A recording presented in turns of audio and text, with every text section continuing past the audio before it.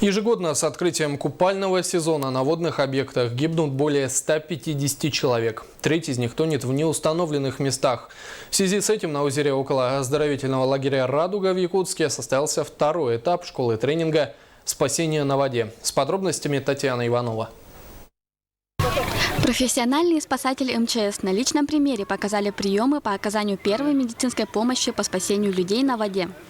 Отрабатывались навыки спасения утопающих среди молодежи с применением спас-средств, конец Александрова, жилет спасательный и спасательный круг.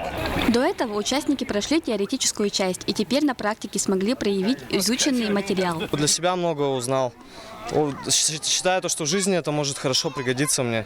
Ребята отнеслись к обучению серьезно, сами по нескольку раз отработали методы спасения человека. Как признались участники, это оказалось намного труднее, чем они себе представляли. Отметим, что как минимум в половине случаев трагедий удалось бы избежать, если бы рядом с пострадавшим вовремя оказался человек, способный оказать первую медицинскую помощь. Татьяна Иванова, Александр Иванов, НВК «Саха», Якутск.